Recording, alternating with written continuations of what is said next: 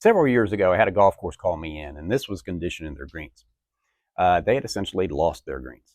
I went in, renovated these, overseeded them on Labor Day, and by Halloween, they were putting them. The techniques that I used in order to get those greens back to a putting quality are the same ones that I'm going to go over in this overseeding or yard renovation, depending on your particular situation video. I'm going to go over briefly what seeds to use. I'll leave a seed video, turf grass selection video at the end. I encourage you to watch that. Herbicides that you can actually put on your yard and seed right into. These techniques are the lowest cost and the least labor intensive that I've found in the 35 years to do this. We're going to address some compacted areas. Those you have moss, we're going to address that. How to deal with your low and uneven areas in your yard, and where to get free mulch. I want to go over that. So that's all there is in this video, and I'm going to separate you guys into 3 different categories in overseeding. But let's first talk about herbicides you can use when you overseed your yard. Okay, got 2 herbicides that you can actually use when you're seeding. One you probably know, one you may not. First one I'm going to go over is probably applicable to the majority of you, and it's one you really need to be familiar with and use quite a bit. It's called mesotrim. Now, it can be found in tenacity, okay, or it can be found in torcity. Torcity is the generic tenacity. And generics, sometimes you can save a couple bucks on them. It's arguably if they are as effective as the brand name, but it's whatever you want to choose. I have found that in herbicides, generally doesn't make a whole lot of difference. So you can use either one, whichever one you want to use. You want to save a couple bucks, go with the torcity. Now, these are both sprayable. So if you don't want to use a backpack sprayer, Scott's actually has this in a granular product called Scott's for Seed.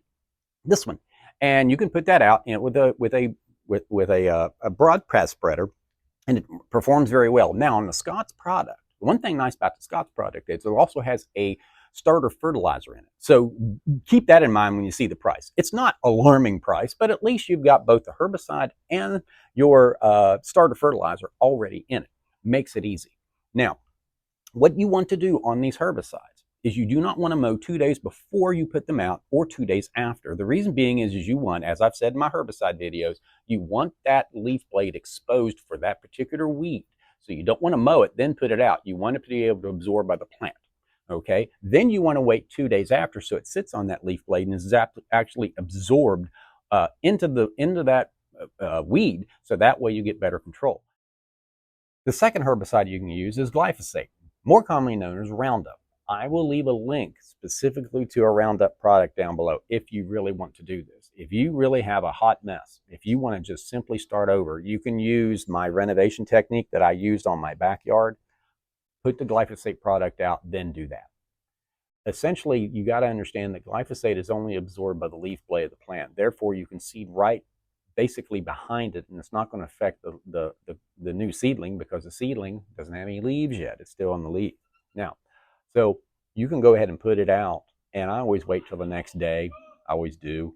And I've done this on golf course tees where I put Roundup out, particularly dealing with ryegrass, which germinates in 3 days. Put my Roundup out, seed the next day with ryegrass, drag it in, which is that first technique I'll go over here in a second. And you have this nice little transition because it generally takes 10 to 14 days for that grass to really start drying up, or pardon me, browning up. And then you have this ryegrass that starts germinating within 3 to 5 days. And the next thing, you have this little time where the grass is brown and suddenly the ryegrass comes in and takes over. I've done it on golf course tees, a number of them, and really it works well. So that is another product that you can use. You can either use it on a problem area if you want to just renovate, or you can use it in the renovation like I'll show you on my backyard. Don't know if I would use it in the spot treatment. And the reason being is you may get some drift and you actually may hit some desirable grass. So anyway, but you can indeed use Roundup if you simply want to wipe the slate clean, and then you can seed right in behind. Seed. I go over this thoroughly in my seed video, but I'll tell you a little bit about it here. I'll give an example. There's a national turfgrass evaluation program across the country conducted by universities. What they do is they grow different species of grass and different varieties of those species and base them on quality, rate them on quality. This is a plat of tall fescue, different varieties of tall fescue. You can see the difference in the quality from one variety to the next. What they do is they grow them over a 5-year period and evaluate them and grade them based on quality. I go over this in my seed video. I encourage you to watch it. So you're getting I go over ryegrass, bluegrass, tall fescue, and Bermuda grass, and what varieties to look for and where to get the top quality varieties for your particular yard. So do see that video. I don't want to get too deep into the weeds, pardon the pun. In this video, I wanted this to focus on how to get your yard ready for this great seed that you're going to get. Let's say you have a yard like this. And look, if your grass is doing fairly well, the existing grass, and this is why I didn't do a complete total renovation on my yard, and I'll go over that here in a minute. But if you have grass in your yard this late in the game, late August, that means it's going to probably survive during the summer. So do be aware of that. So you want to look at your yard, and if you have shaded areas that your grass is not performing very well, try to find out what that is. And I go over that a modest amount in my seed video to make sure that you're selecting the right species for your yard. You may have a tall fescue yard, but you may have to, or a bluegrass yard, for example, and you may have to introduce some tall fescue, some rye, particularly tall fescue, if you have shaded areas, because the tall fescue is going to do well in the shaded areas. So do evaluate your yard first. And go over the seed video. I show you which ones do well in the shade and which ones do maybe look for aesthetics. Maybe you're looking to have a yard that stripes up a little bit better and you have a tall fescue. Put a little ryegrass in it, maybe even bluegrass in it, you get some stripes out of it. Those types of things are what we're talking about as far as overseeing a yard like this. So what's the steps? First step you want to do, you obviously want to get the weeds out of the yard. That's going to produce basically a better quality grass, and it's going to eliminate the competition between the weeds and your desirable grass and your new seedlings. So put that mesotrone product out. When you do that, you do not want to mow 2 days prior or 2 days after that application. Regardless of whether you use the sprayable or the granular, you don't want to do that. The reason being, as I've said in my herbicide videos, if you go in there and this may be one of the reasons why some of you are having failures with some of your herbicide applications.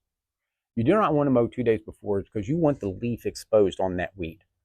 Clover, for example. Let's say you go in and you mow clover, and the leaves are at the top of a clover plant. You go in there and mow it, those leaves are now gone, and there's no surface for that herbicide to get into the plant to control it. So that's why you want to wait 2 days. You do not want to mow 2 days prior to this herbicide application, and you don't want to mow 2 days after because you want that herbicide to work its way into the plant. Then after that, you can mow. So that's how you do the herbicide. That should take care of all the weeds that you're left over from summer.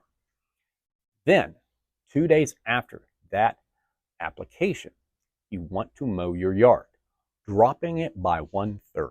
No more than 1/3, just 1/3. After you've mowed your yard, you can bag it if you want, but try to get all the clippings off of your yard. Reason being is those may inhibit the seed from working their way all the way down into that turf canopy. I'll get to more of that here in a second. But you want to go ahead and remove all that grass, okay? Then this is an opportunity. If you want to aerate your yard, this would be a good time to do that. And this is basically aerification right here. I do have an aerification video. Probably if I have room, I'll leave it at the end if you want it. In fact, I will leave that at the end. So that way you can check it out. Essentially what you're going to do is you're going to take a core out of your yard. You can go over it as much as you want. It's however many times you want to do it. I speak more to that in my aerification video, but you can go ahead and aerate your yard. Excellent time to do that now as you're seeding. Go ahead and aerate your yard. Then what you want to do is you want to seed. Then while it's dry, this is the most important part of this whole thing. While it's dry, 2, 3, 4 o'clock in the afternoon, you want to drag those cores in, okay, and drag the seed in at the same time. If you're not going to aerate, not a big deal. You're simply going to drag that seed. And what you're essentially going to do is you're going to lower that seed and bring it down into that turf canopy, okay? And that's a pretty good spot for it. If you get it way down in there, right at the soil surface, that's a pretty good spot for it. And as your weeds die off, particularly if you're using ryegrass, I get into more of the germination rates and germination times in the seed video. Particularly if you're using ryegrass and to some extent tall fescue, it will actually start coming up while your while your weeds die out. So if you have any discoloration, that ryegrass is going to help you out a lot too. That's basically it as far as overseeing a yard that is actually in pretty good shape. And you're going to have an opportunity to introduce superior varieties of grass and also address some of the shady areas or some of the other areas where your yard is not performing. That's essentially technique, call it number one. Now, let's get into renovation and spot treatment. This is more of the renovation type of techniques that you can use on your yard when in the fall for cool season grasses, and in May for if you want to go out with a Bermuda grass or even zoysia. There's actually I see a zoysia variety too. It is using this. It's a dethatch blade. I don't recommend it for dethatching, and I do have a thatching video that I'll go over more and when not to thatch. So anyway, it's using one of these. Essentially what you're doing is this is going to scrape your yard, remove a lot of your bad organic matter, and actually produce a seed bed very easily using your lawnmower. And I go over how to put this on in a minute, a little bit more about it. You can put it on a push mower, and I push mow my yard. You could actually potentially get 3 of these, if depending on how many blades you got on your riding lawnmower. You can actually get these for your riding lawnmower and make this actually even easier using your riding lawnmower to go over your yard or bad spots or renovating your yard. And it does a very, very good job. And I go over how to do that here in a minute. So anyway, so I'm going to go step by step through this from putting it on. I'm going to show you how I do it. The only 2 things I don't mention is 2 options that you have here. You can go ahead and go out with the Mesotrone product and just go ahead and clean up the yards. The 2 yards that I'm doing, I didn't have any weeds on it because I actually put a weed control on the first one in my backyard was underneath the shade tree. Generally don't get a whole lot of weeds that way. So I didn't need to put a herbicide out. If you don't have any weeds, don't put a herbicide out. Don't need to. I will say the Mesotrone product does have post-emergent activity on it for about 30 days. It will allow the desirable grass, what you seed, to germinate, but it will suppress everything else and keep it from germinating for about 30 days. So that's why I like the Tenacity / Mesotrone product so much for this. You can put that out, or if you want to wipe the slate clean and get rid of everything, put glyphosate out, then the next day do this. And I'm going to go through it step by step. And first, how to put it on your mower. But you obviously want these down, and you want the rotation where these things are just grabbing the ground. So, and they do come these little adapters. You might need, I'm going to need this bolt. They got several bolts, so it should fit on just about any mower. This one I got is actually 16 inches. I have a 22-inch mower. I got the 16 because if I do smaller areas, I have that flexibility. And also, if I did run into something that may bend the shaft or hurt my lawnmower, it will have less torque because it's not this far out here. I like the flexibility of having it small. I can always go over it twice. Would it hurt the mower? I doubt it, but there's no need to take that risk. So anyway, I'm just basically going to put this on and get it on there fairly tight. Make sure it's on there that works. And then we're going to go out and we're going to start. Oh, obviously set it at its pretty much at its lowest setting. Now, you can mow the grass first if it's extremely tall, okay? But I have found to go ahead and leave it a little long, because essentially what you're going to do is you're going to go out with this, you're going to basically tear it up, and you're going to pull all that organic matter up. You may have to do a little bit of raking, but you want to keep that grass, those clippings, because what you're going to do is that's going to be your mulch. Okay, be sure to remove your sticks and anything big, and kind of be aware those springs, if it hits a rock or something crazy, it's just going to spring. It's not going to be that big a deal. And you definitely want to put the mower all the way down to the last setting. One thing you can do, take it kind of across your driveway, and you should hear those, or do the yard, or pardon me, the asphalt in front if you don't want to scrape up your driveway if you have a nice driveway, and kind of hear and see if those things are actually touching the ground, because that's actually your test. You actually might be able to put a little bit higher. So anyway, just kind of play around with it, but I'm going to show you how we're going to do it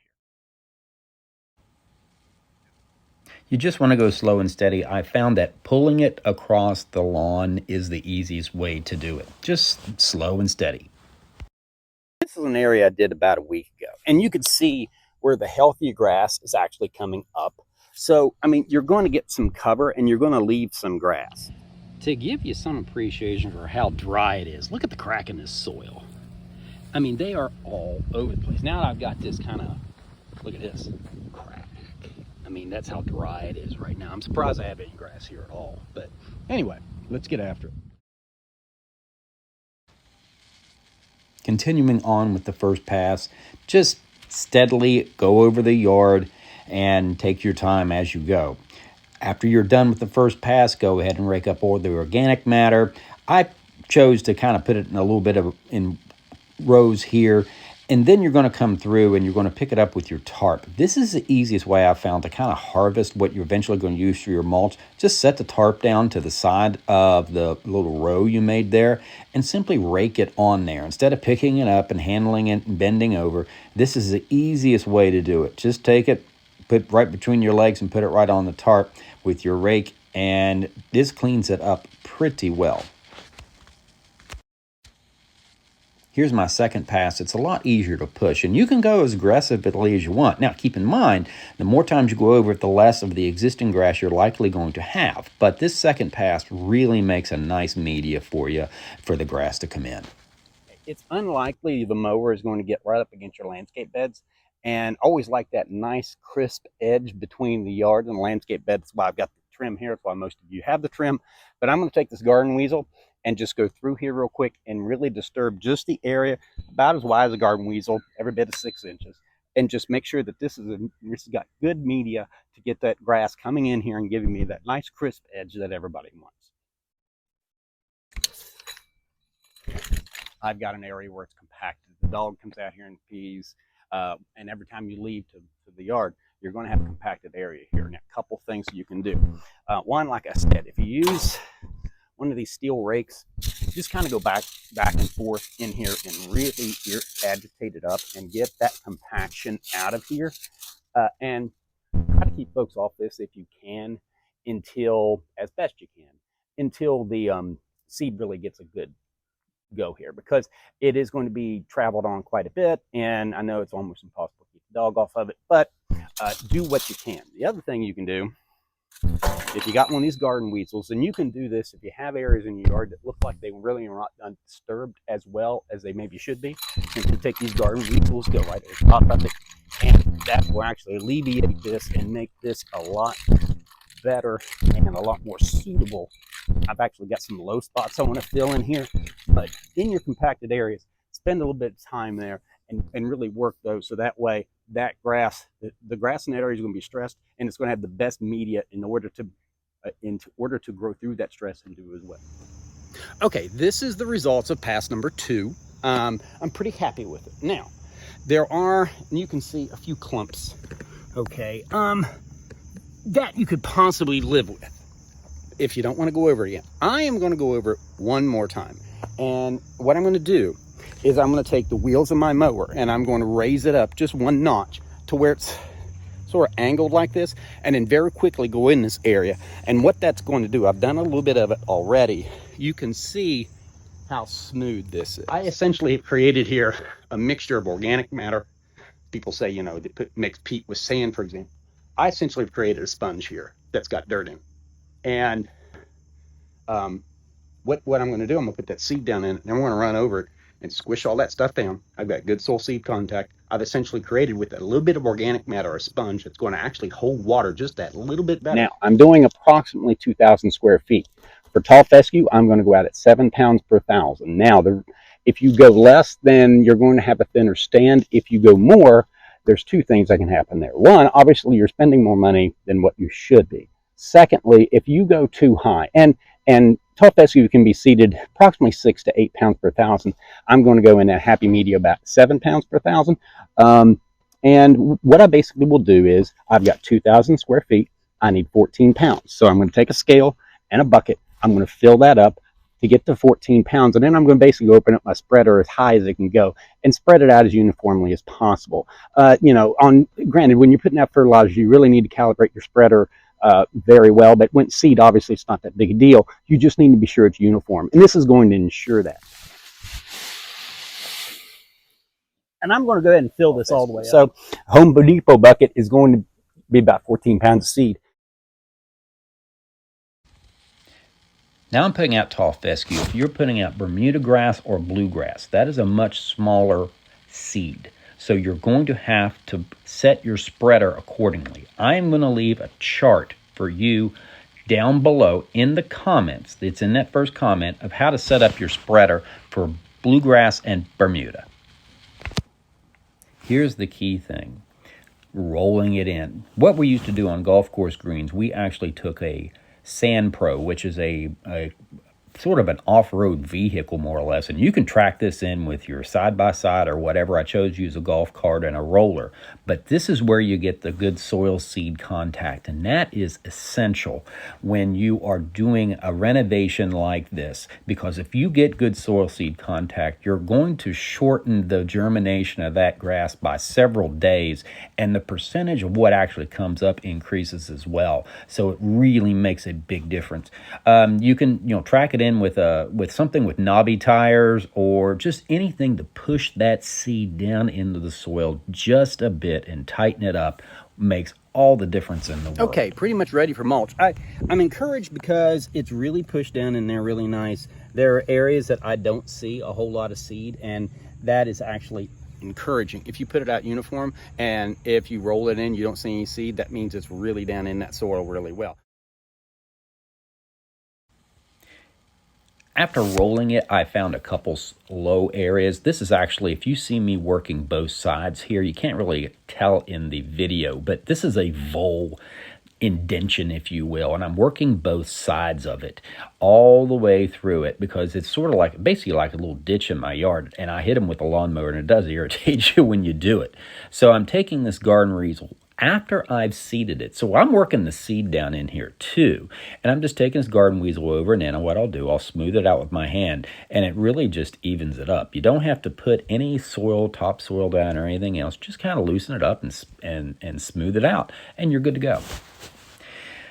Okay, here it is mulch. Now, when you put out mulch, you really want to get about 70% cover at least. In other words, you should see only about 30% of the soil ballpark. You don't want it too terribly thick because it can kind of mat the grass down a bit, but you just want a good coverage to keep the moisture in. Another advantage of using grass and not wheat straw, I've got a thunderstorm coming in. The evening I got both these yards done, which is actually pretty cool. But the wheat straw would be in the neighbor's yard right now.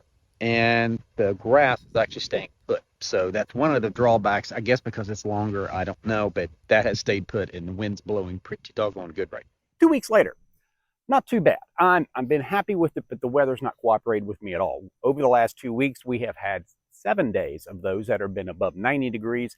If you're doing cool season grasses, you should have consistent temperatures below 85 at least. If you can get below 80, that's even better.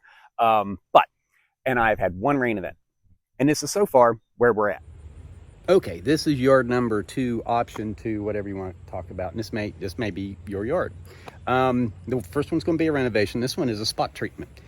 And this is kind of why I'm not a big fan of seed blends, or pardon me, seed mixes, where you got different species of grass in a mix. Now, granted, this is an older yard. It's been a long time since it's been seeded. And basically what has essentially went into severe summer dormancy might be even dead because we had a lot of 90-degree days this year. It is right now, it is dry. I mean, it's horribly dry right now. You saw the cracks in my yard, how dry it's been. But what I want to do, there is a lot of good grass here, and it's all ryegrass. The ryegrass survived this summer. You still got cover. It's thin because it has not, the leaf blade is very thin right now because it has not rained. It actually looked thicker this morning during the dew. That's how thin that's how dry it is, because it actually looks thicker in the morning. It's healthier in the morning from the dew. So anyway, and you may have seen this. So anyway, I'm going to go through. I'm going to kind of do my first, just like I did on the renovation, do that first cut, and I'm going to be a little selective of how I do that. And then I'm going to come back through, and then we're going to rake that up, seed it, and then we're going to put that back, and we're going to be pretty much done. Now, instead of rolling this, I don't want to roll this. I don't want to run over this ryegrass over and over and over again while it's stressed. So all I'm going to do is I'm just going to kind of run a broom over top of it and just kind of work it down into the ground, just shot broom, and just kind of work it down in there just a little bit and maybe pack it in just a hair. And that's pretty much it. Off we go.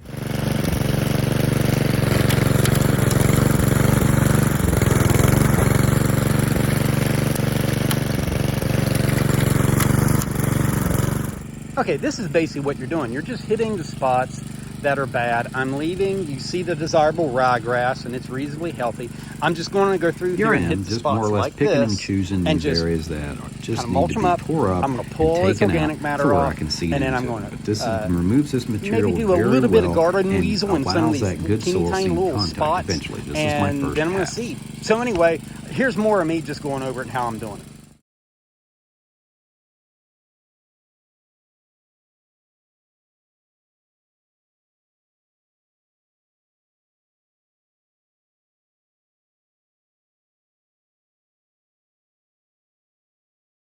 A couple extra sets of springs. These actually sheared off, but it was really thick grass and they actually lasted fairly long. There again, these are only $3, so they're not that much. You know, worst case, particularly with Amazon, and I'll leave links to all this stuff in the comments. Particularly with Amazon, you're going to be in a situation where order a couple, 4 more or whatever, and then send them back. They will slip on here just like this. Okay. Just like one thing you may have to do is this spring, it doesn't fit quite flush. Okay. Do you see how it's going? So I'm just going to take a pair of channel locks and just kind of hold that down so I can get the bolt through that so I can get threaded.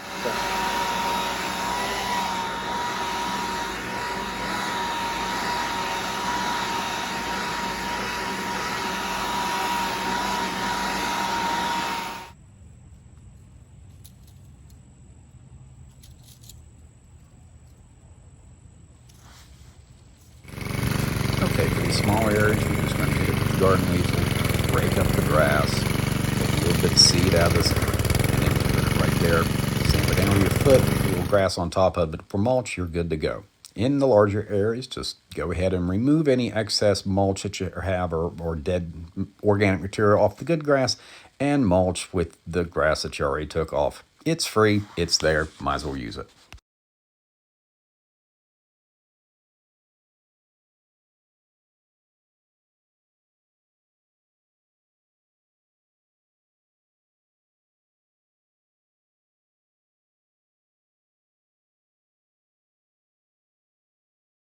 So what's left is basically watering and fertilizer. Here's what I do on fertilizer. I don't put it out the moment I put the seed out. The reason why I don't do it, and I think this is probably key to how I can get grass to respond, new seedlings to respond better than probably most, is I do not put out my fertilizer the same time I put out my seed. The reason being is this, whoever it is, my seed video. Ryegrass germinates between 3 and 5 days. Tall fescue germinates probably in the neighborhood of 10 to 14 days. Bluegrass germinates anywhere from 21 to 28 days. Bluegrass in particular, that's probably the best example. If I put out a starter fertilizer, it's got some nitrogen in it, and it's got a decent amount of water-soluble fertilizer, meaning it's quick release. If my grass does not germinate for 21 days, and I put it out now, 21 days later, all the nitrogen is basically gone. It is either volatilized, leached off, or ran off. Very little of it's left, at least the quick release. So all you got left is slow release, which is helps. It's there, but generally they only feed most of them. They're sulfur-coated ureas. I have a fertilizer video. You want to check all this stuff out. Slow release fertilizer. It generally it generally feeds for 6 weeks. So 4 weeks are gone already on bluegrass. So you're getting very little of the nitrogen you're actually putting out. So that's probably the best example. So if you're seeding bluegrass, don't put out your starter fertilizer until probably the 15th, 16th, 17th day. Okay?